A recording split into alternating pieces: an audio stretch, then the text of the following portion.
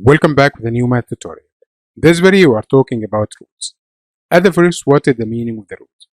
We have two different types of the root which is defined by the square root and the cubic root. Suppose that I need to find the square root of a.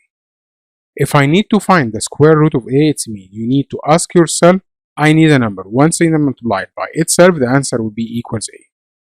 For example, if we need to find the square root of 9, you need to find a number. Once you multiply it by itself, the answer will be equals 9. So the number now will be equal 3, because 3 multiplied by 3 equals 9. And also if I need to find the square root of 25, you need to ask yourself, what is the number? Once I multiply it by itself, the answer will be equals to 25. This number will be equals 5, because 5 multiplied by 5 equals to 25. The root is the opposite operation for the power. So we have here the cubic root. The cubic root written in this form. Once I need to find the cubic root of b, it's mean I need a number. Once I multiply it by itself 3 times, the answer is b. So suppose that we need to find the cubic root of 8. The cubic root of 8, it's mean a number. Once you multiply it by itself 3 times, the answer will be equals 8. This number is 2, because 2 multiplied by 2 equals 4. Multiplied by 2, it will be equals 8. So we need a number. Once I multiply 3 times, the answer will be equals 8. This number is 2. By the same, we need the cubic root of 27. The cubic root of 27, it's mean I need a number. Once I multiply it by itself 3 times, the answer will be equals 7. This number will be 3, because we have 3 multiplied by 3 multiplied by 3 equals to 27. And now how can we find the square root of a number? Find each square root. We said the square root, it's mean you need to ask yourself, I need a number. Once I multiply it by itself, the answer will be equal to 64. This number will be equals 8, because 8 multiplied by 8 equal to 64. By the same way, this sign is called positive or negative. So because we have positive or negative outside the square root, it's mean the answer also will be positive or negative. But I need to find the square root of 121. The easiest way to solve it, just we need to convert to be a fraction. 1.21 it's represented by 121 divided by 100. Because we have 2 digits at the right of the decimal, it means the denominator now would be 100. So it will be equal. Just write positive or negative. Now the square root of 121. We need a number. If you multiply it by itself, the answer will be 121. This number will be equal to 11. And we need a number. Once you multiply it by itself, the answer will be equals 100. This number will be 10, because 10 times 10 equals 100. Now, because the question now is written in decimal form, so we just need to write the answer in decimal form. So 11 over 10, the answer now will be equals, just we write 11.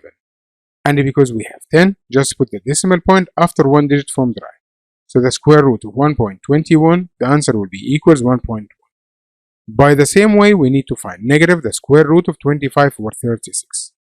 The square root now we need to find the negative. So just write negative without any change. Now just write the fraction bar.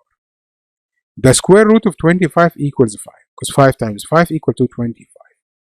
The square root of 36, it will be equal to 6. So the answer now will be equals negative 5 over 6. In question number 4, we need to find the square root of negative 16. There is difference between negative outside and negative inside. If that's negative outside, the answer will be negative. But if there is negative inside for the square root, there is no square root. So the answer for this question will be no square root.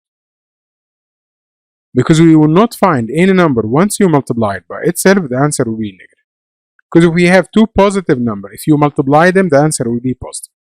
And even if you have 2 negative numbers, if you multiply them, the answer will be positive. So there is no 2 numbers. If you multiply them, the answer will be negative. It means the square root of negative 16, there is no square root. For any negative number inside the square root, has no square root. In question number 5, you will find the same. The square root of 9 over 16. Just write the fraction bar. The square root of 9 will be equal to 3. And the square root of 16 will be equal to 4. Positive or negative, the square root of 0.81. Just write positive or negative. That will be the square root. Write the decimal in the fraction form, which is 81 over 100. So it will be equals. Just write positive or negative. The square root of 81 equals 9, because 9 times 9 equals to 81. The square root of 100 equals 10. So the answer now will be equals positive or negative 0.9. The question in decimal form, so the answer will be in decimal form. The negative now is outside, so just write the negative outside. If the negative outside, it doesn't affect the square root. But only if the negative inside, it's affect the square root, and there is no answer for this question. We need a number. If you multiply it by itself, the answer will be equals 49. So this number will be equals to 7. We need to find the square root of negative 100. Once we have a negative inside the square root, it means the answer now will be equals no square root. In this part of the lesson, we'll know how can we solve the equation using the power. If you remember that when we need to solve the equation, we just use the inverse operation. Once we have plus, to solve, we'll use the inverse operation, which is minus. If that's minus, we'll use plus for the inverse operation. Multiplication will be division, and the division will be multiplication. Now suppose that we have a power. If you remember at the beginning of the lesson, we said that the root is the inverse of the power. So once we have here t to the power 2 equals 169 to solve it, if you have a square root or any even power, so to solve it, just we say that it will be positive or negative, the square root of 169. For any even power, if you need to solve it, the answer will be positive or negative.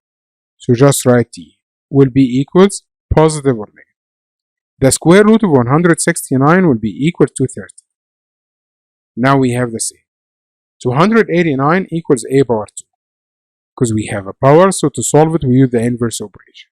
So a will be equals positive or negative the square root of 289. Once we have an even power, so to solve, we use the square root, and that will must be equals positive or negative. So a now will be equals positive or negative. The square root of 289 will be equals to 17, because 17 times 17 equals 289. Now we have m power 2 equals 0.09.